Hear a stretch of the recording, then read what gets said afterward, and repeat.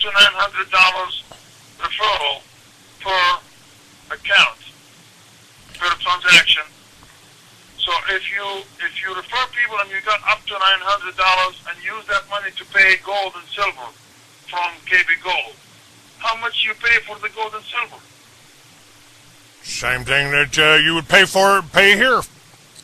The same thing if you went down to a pawn shop. Money to pay for it. How much you pay for it?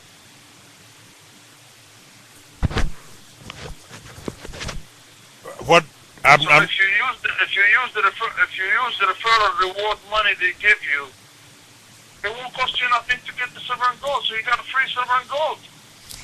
That's right, and so all you're doing about is telling people, and what they've actually, I had a guest that came on and talked about it, and I think I've gotten her information. Let's see, where did I put her?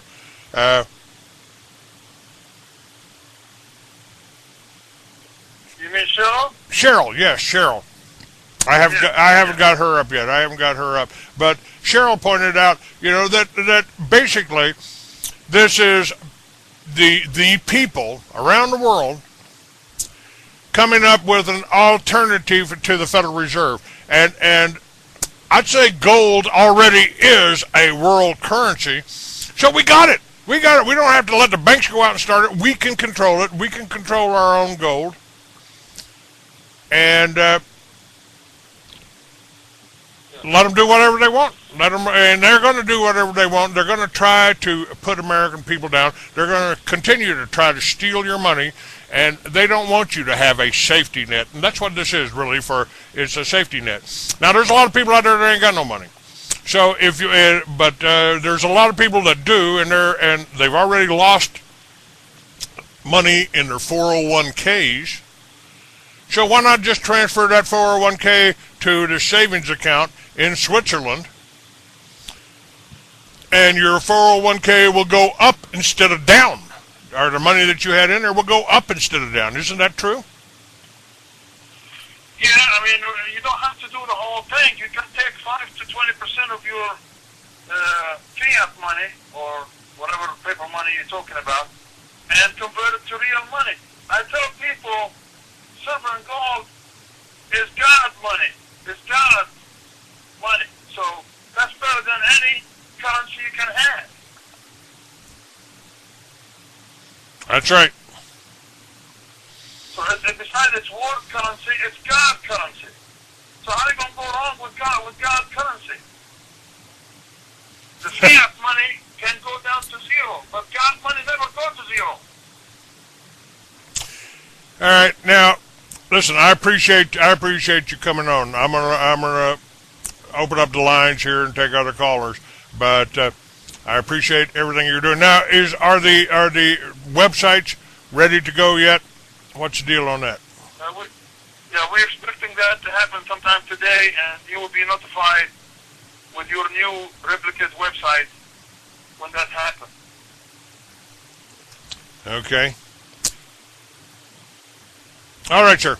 Listen, thanks again for your call. Now, folks, if you want to call in, the number is 646-915-8774. And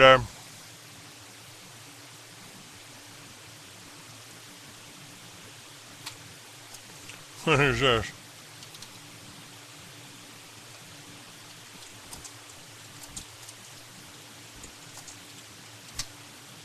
All right.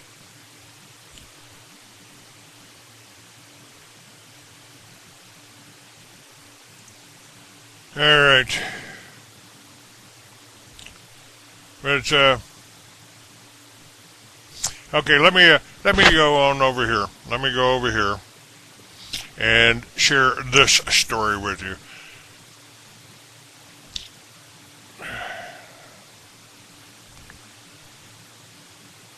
Yeah, let's do this one. So we were talking about Egypt.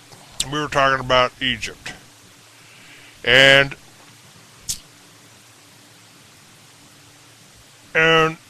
Egyptian TV, September 11th, 2005, Egyptian General retired Mohammed Khif, Khilf, Khilf, did an interview. It's in Egyptian.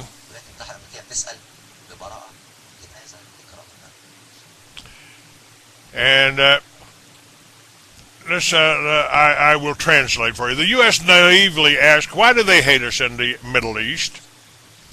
The general says there's nothing naive about it. This is the kind of thing they say as a pretext.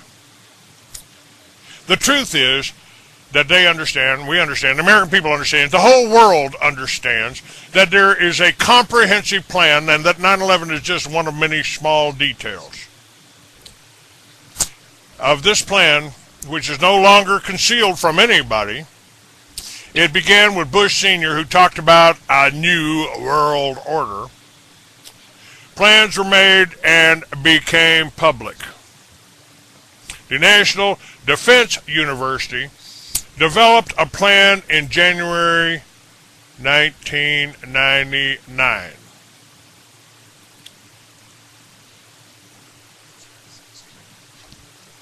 Which, according to that, allowed the fall of the Russia or Soviet Union.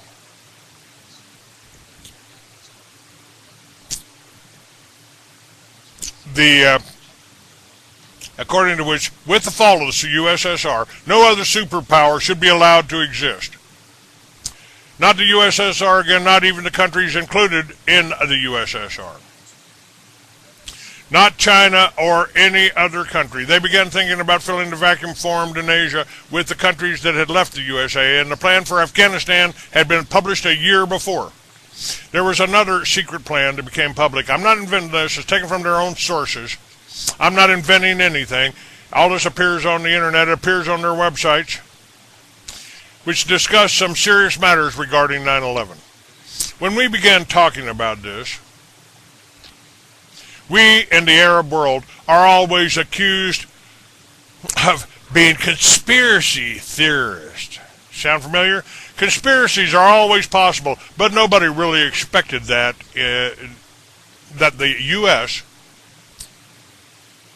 the American White House, a law-abiding country, which is a model of freedom and democracy for the entire world, would release a series of lies which have not ceased until now. From 9/11 through the anthrax attacks to the purported weapons of mass destruction in Iraq, Flight 11 took off at 7:55 from Boston's airport, headed for Los Angeles. The plane took off precisely at 7:59. After it was already in the air, I'd like to explain, 18 minutes after it took off, on board were 82 passengers, supposedly, and 4 hijackers. After exactly 18 minutes, they cut off. There is a system called a transponder, which tracks the plane's position. This system connects to the plane to satellite navigation systems. Because we should all know that even if the real pilot, not some other pilot who spent 6 months learning how to fly planes, if the connection with the transponder is lost, there is no way the pilot can set the plane's course. He can't simply look out the window and go on. A plane at such height, which went off track after 18 minutes, I have one question. How can 18 minutes be enough time for 4 unarmed men to take over a plane with 82 passengers, to enter the cockpit and take over the plane? To switch off the instruments and to direct the plane, plane turned to an angle, went towards the tower at 300 kilometers. Dick Cheney was told over the phone the president was flying Air Force One, the presidential plane, back to Washington. Cheney called him, not on the regular phone, but on the coded phone. And the other one was broken. He called him, and even the president, whose code name was Angel 1, the American president was amazed that he was using secret communication system, which is saved for wartime. Cheney said to him, "This is an inside job in the White House.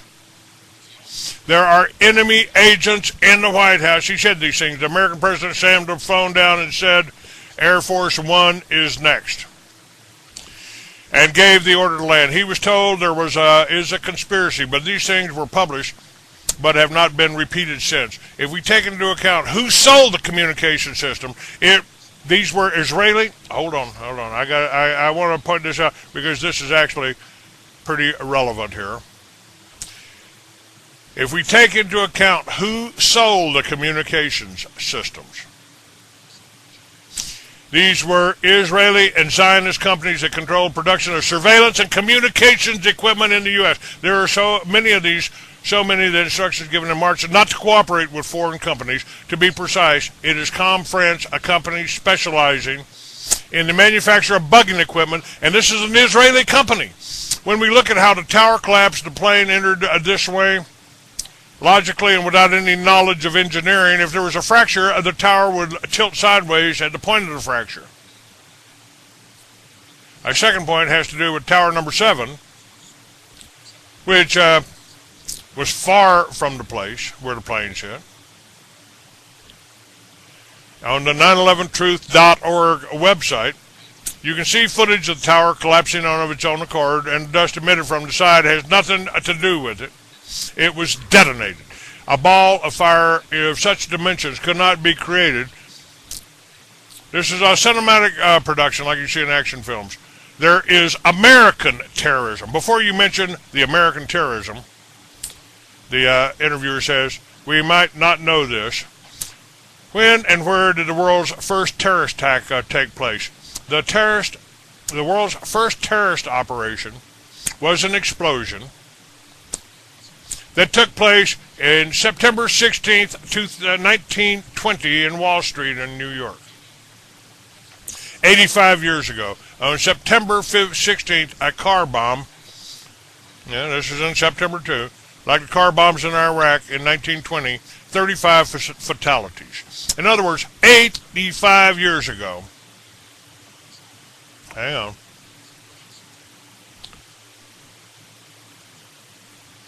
"85 years ago,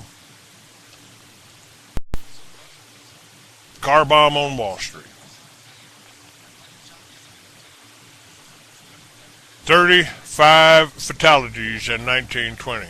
In other words, 85 years ago, and hundreds of wounded, and the FBI began to investigate who carried it out on September 16, 1920.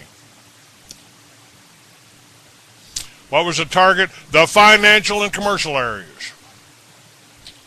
The investigation is still open after 85 years. Is it logical that a government would kill its own people, some may ask? It's an important question. There's a plan called Northwoods, which was formulated in 1963. The U.S. does not balk at doing so. It's part of its bloody ideology. They took the land by force. It will not balk at sacrificing innocent people who would be considered martyrs or heroes in order to accomplish its national policy. Now, these things are on the website. Whoever logs on to 911truth.org, shameless plug,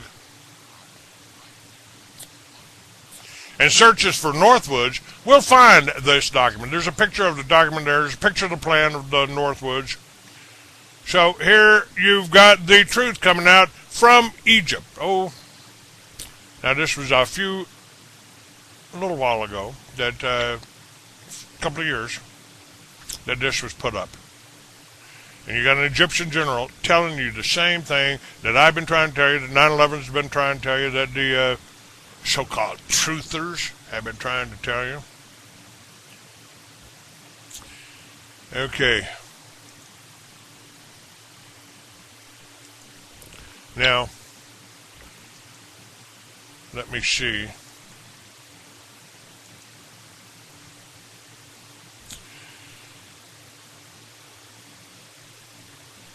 Okay, that's the gold confiscation. Now let me look at what else we got.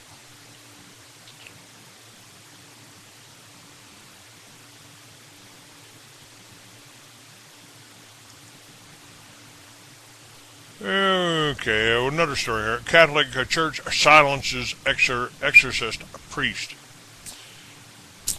Reverend Thomas Newtonauer says humanity is being modeled after a satanic cult dedicated to the worship of Lucifer. The mass media and education system are dedicated to inducting us into this cult. That's why outspoken Christians who present a positive example are silenced.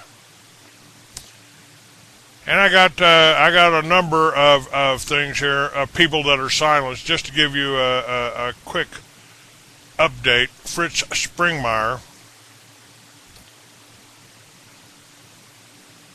wrote from prison on January 28, 2011. Said the moment of truth when I will find out why I have been arrested and thrown into prison. Still hadn't arrived, even though it's been over 2 weeks since I was taken into custody. Basically, 4 scenarios could play out. They could realize the mistake had been made and release me. Not likely. They'll bar me from the halfway house for 30 days, which means in 2 weeks I'm released. They keep me in prison until my sentence is over in March, and then release me to approved housing, most likely, in my opinion. They'll give me new charges and keep me in prison for an extended period of time. Fritz Springmeier says, I continue to love the Lord. My spirits are fine. I know how to do prison time. I'm locked down 20 hours out of the day, so it's hard to be productive with my time.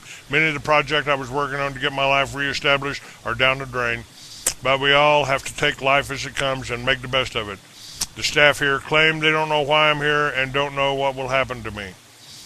I want to give a special thanks to my wife, Patty, for her incredible, quick, and loving response to this latest tragedy. I feel so sad for so many people who are going to be stressed out about all this. There were many people making plans around my release, but a partner who wanted to work with me at getting the Bloodlines book translated into Spanish and the sales more mainstream. If I get out, I believe I need to keep a lower profile, as this last time there was just too much flack set my way. Every day I received about 90 emails trying to scam me or to do some other injustice. The guy who hacked into and hijacked my account may be the reason I'm in here.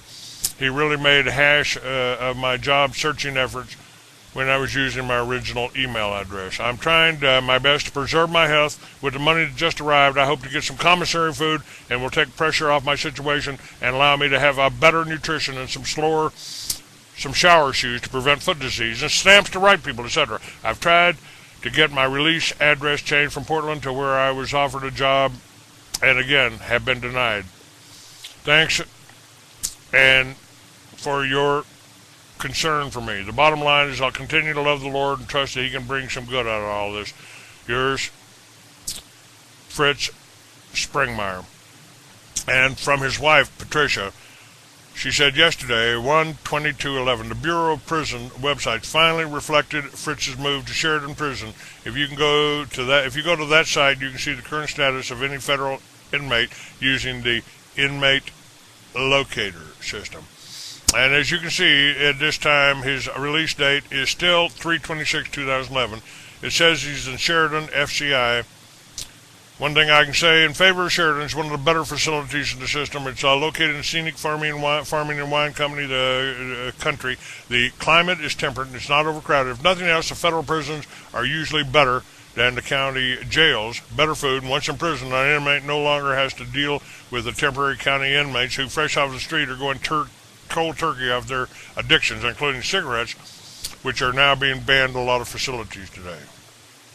I haven't heard from him yet, but they've been transporting while I've been chasing and wasted attempts.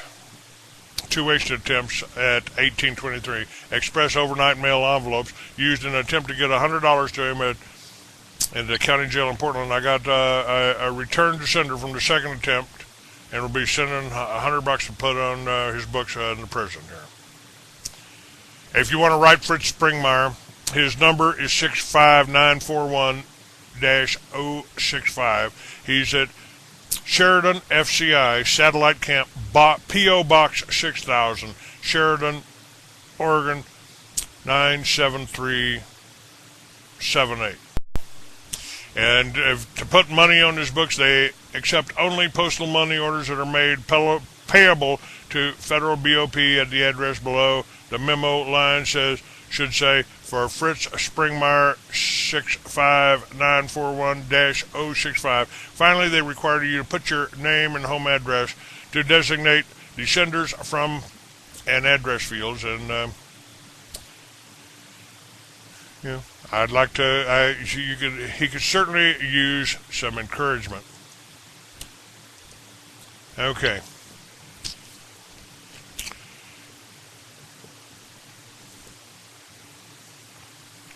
All right. Let's see what else is going here.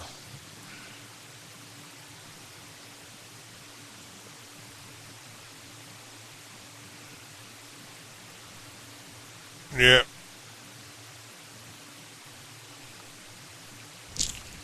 And I'm sorry you guys are having to listen to the commercials, but not much I can do about that. And we got 12 minutes remaining here.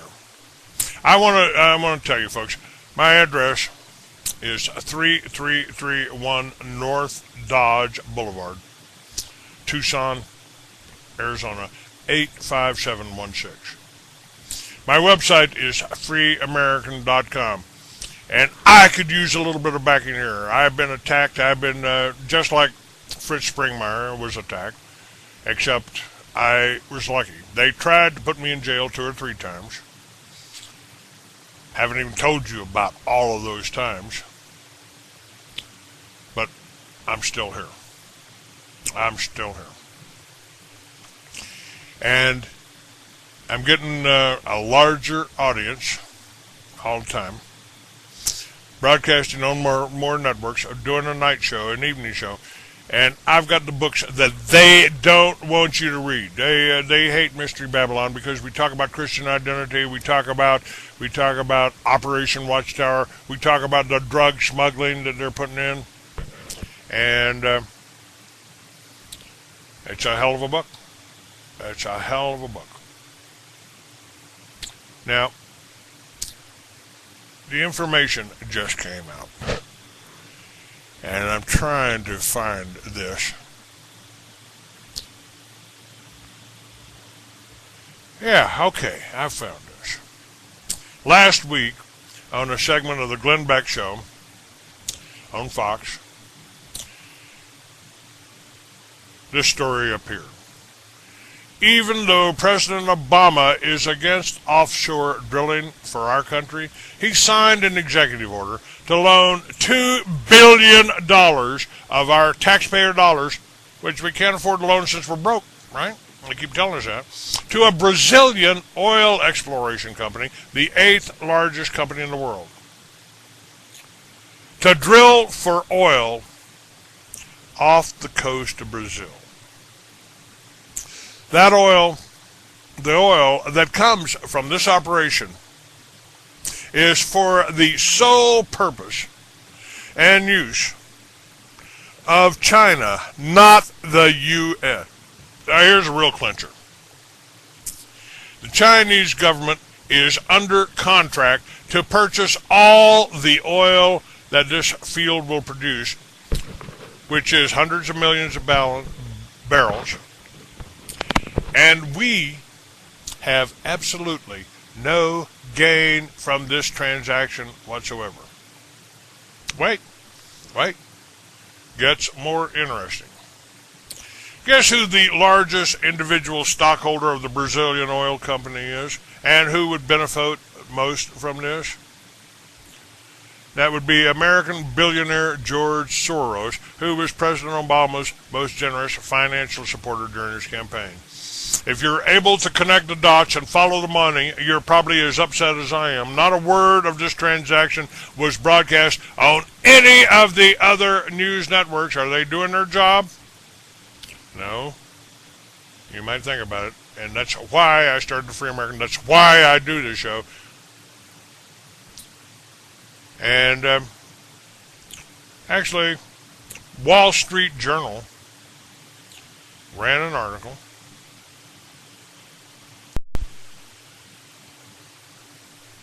about this. So there's The headline in a Wall Street Journal was Obama underwrites offshore drilling. Too bad it's not in the U.S. water. The Obama administration is financing oil exploration in Brazil. The U.S. is going to lend billions of dollars to Brazil's state-owned company, Petrobras, to finance the exploration of the huge offshore discovery in Brazil's Tupi oil field in the Santos Basin near Rio de Janeiro. Brazil's planning minister confirmed that White House National Security Advisor James Jones met this month with Brazilian officials to talk about the loan. U.S. Import-Export Bank tells us it has issued a preliminary commitment letter to Petrobras in an amount of $2 billion. Is discussed with Brazil the possibility of increasing that amount. The IM Bank says it has not decided whether the money will come in the form of a direct loan or loan guarantees. Either way, this corporate foreign aid may strike some readers as odd, given that the U.S. Treasury seems desperate for cash, and Petrobras is one of the largest corporations of the Americas. But look on the bright side. If President Obama has embraced offshore drilling in Brazil, why not in the old USA? This is the land is sort of free, and the home of the heavily indebted has enormous offshore oil deposits. Last year, ahead of the November election, with gasoline at $4 a gallon, Congress let a ban on offshore drilling expire. The Bush's 5-year plan to open the outer continental shelf to oil exploration and include new lease sales in the Gulf of Mexico. But 2007, environmentalists went to court to block the drilling in Alaska neighbor. Look, they blew up. And all this is on my website. They blew up the offshore drilling rig here that we would have been making the money off of. And they sent it. They sent it overseas again. My God.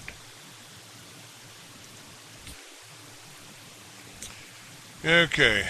We got a few minutes remaining. So let me do this. This is one of my sponsors. You can go to my website, freeamerican.com, and get to Hemp USA.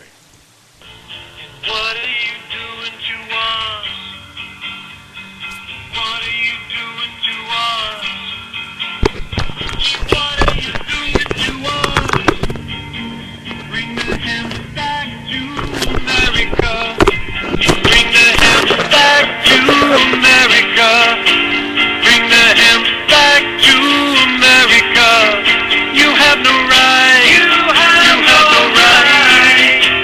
The people need an answer right now for you to bring the hemp back to America. To America. To America. Bring it back. To America. To America. To America. Let your people grow strong. Oh, let your people grow strong. Oh, let your people grow strong. Oh, let your people grow strong. What are you doing to us? Oh, what are you doing to us? Oh, what are you doing to us?